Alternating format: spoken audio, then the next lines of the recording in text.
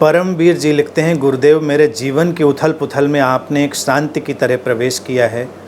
शायद मैं आपके सानिध्य में ध्यान को समझने और जीने भी लगा हूँ, फिर अचानक ही कभी कोई अचेतन सी मानसिक या शारीरिक व्याधि भय की तरह आकर घेर लेती है। अपने अंतरतम की शुद्धि के लिए ऐसा क्या करें कि हम ध्यान के सहज प्रवाह में रह सकें? कुछ कहें प्रभु।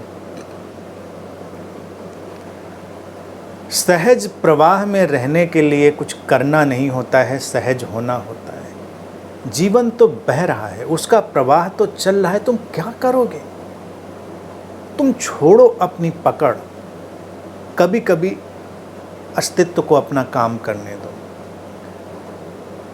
ध्यान में प्रवेश हो जाए ये आकांक्षा भी मत रखो, पूरा जीवन ध्यान बन जाए, ध्यान की अनेक अनेक परतें खुल जाएं, ध्यान के अनेक अनेक तल खुल जाएं, इसको देखो, समझो।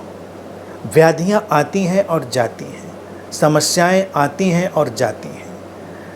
ध्यानी व्यक्ति का जीवन ऐसा नहीं होता कि उसके जीवन में अब कोई समस्या नहीं आएगी, उसके जीवन में अब कोई बीमारी नहीं आएगी, उसके जीवन में अब कोई दुर्घटना नहीं आएगी। ऐसा नहीं होता। ध्यानी हो या कोई बुद्ध हो, वो इस संसार के जो नियम हैं उनसे बाहर नहीं है।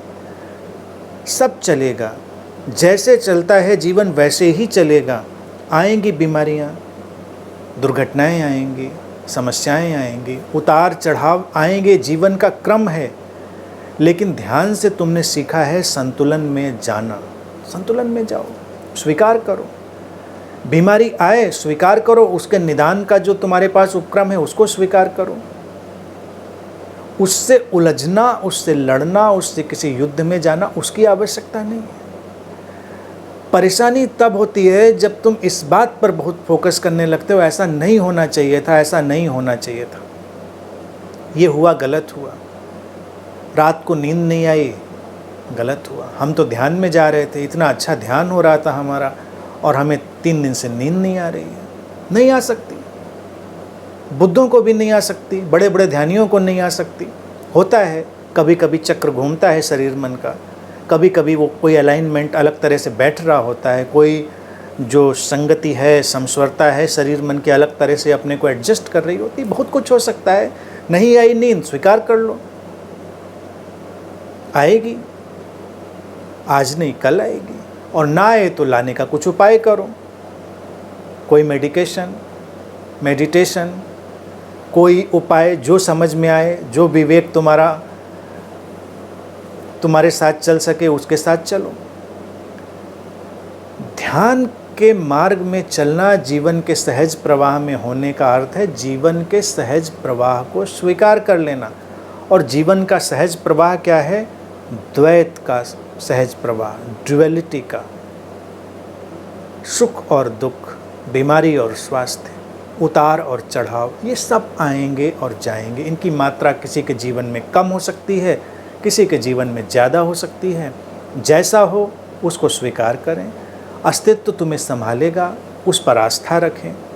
और फिर कई बार तुम देखोगे कि तुम्हारी जो बेचैनी थी अपने आप कुछ कर पाने की, उस बेचैनी में ही समस्या और बढ़ जाती है, बल्कि अस्तित्व तो उसको ठीक ही कर रहा होता है, अस्तित्व उसको संतुलित ही कर रहा होता है। हम जल्दबाजी में अपना काम बिगाड़ लेते हैं। कभी कभी अगर कोई संताप की लहर, कोई चिंता की लहर तुमसे टकराई तो पेशेंस रखो। किसने कहा चिंताएं नहीं आनी चाहिए, संताप नहीं आने चाहिए? कुछ प्रोसेस होगा, कुछ प्रक्रिया होगी, कुछ व्यवस्थित होने का कोई कार्यक्रम चल रहा होगा। तटस्थ रहो, थोड़ा इंतज़ार करो, और जैसा जीवन है उसमें जो तुमसे बन सकता है श्रेष्ठतम, उसको करते चलो। जीवन पर भरोसा रखो, जीवन तुमको संभालेगा। बाकी सहज रहो। सहज के लिए तूने पूछा क्या करें? कुछ मत करो, बस अस्तित्व की धाराओं में अपने को छोड़ो, बहो, और फिर जीवन संभालेगा। इस आस्था को अपने अंदर संभालो।